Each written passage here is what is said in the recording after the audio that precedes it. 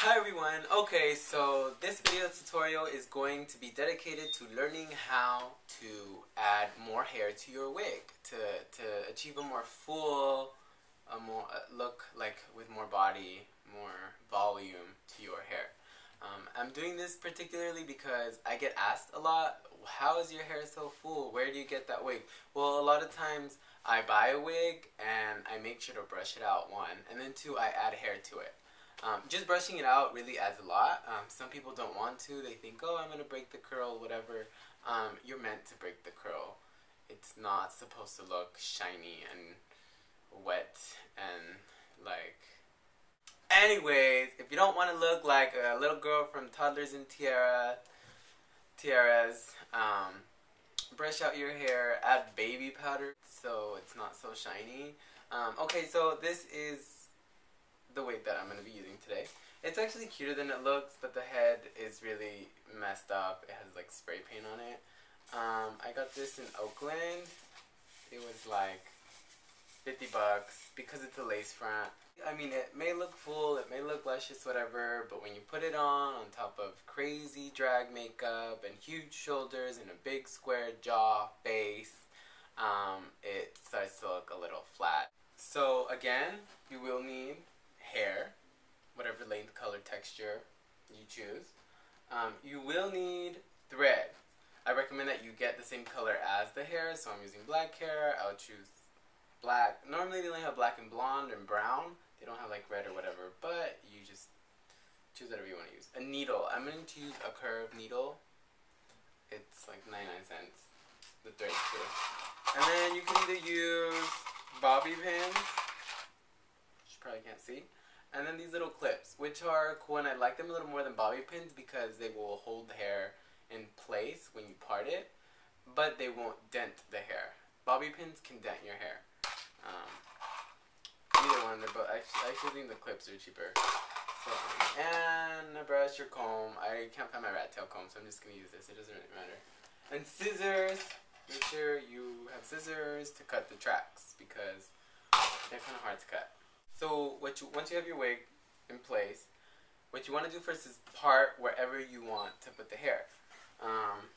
So you just get your brush or whatever. This is kind of already, I had already parted it.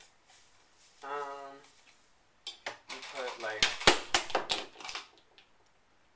a clip just so the hair stays out of your way. And if you want to look, what it looks like now is actually a part. You can actually see the part. That's the styrofoam down there. And I already have a piece of hair cut out, which is like this length. And what you're going to do is just place it on the actual net. That's net. It looks transparent, but it's actually net.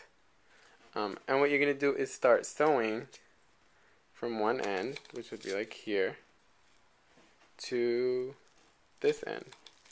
The way you would stitch something normally.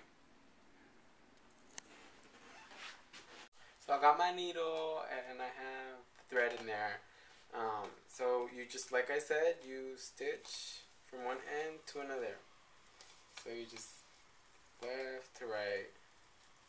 And it doesn't have to be really close. You could skip like an inch. As long as you have stitches on one end and another, that's fine. But you kind of want to have a few stitches in between.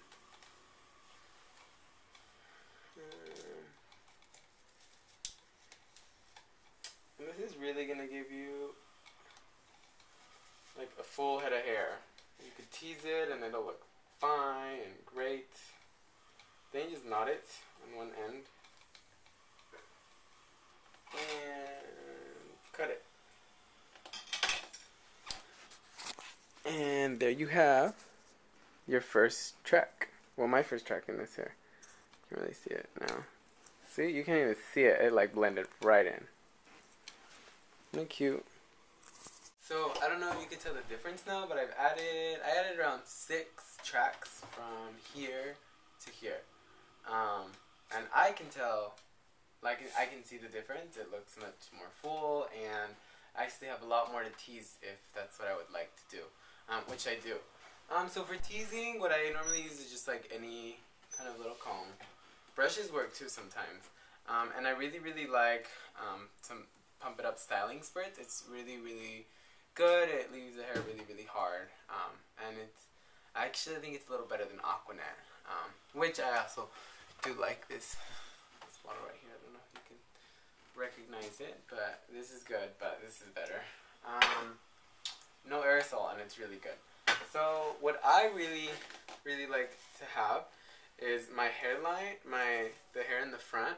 I don't like it to be this low. I like it to be somewhere around there, just all around, like that.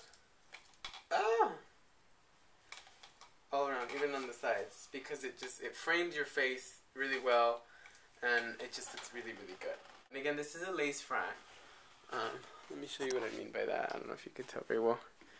You can kind of see the lace a little bit. See that right there? So now that I have parted the hair, this is the front of the wig. What I actually do, I just grab small chunks like this and just spray like 3 sprays on each chunk, which is a lot. But and you comb from the back, and I see.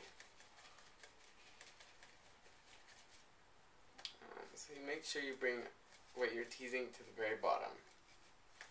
You don't want to have like crazy knots up here, just at the base. See? And that has a lot. And I'm only going to do the front just for the purposes of this video,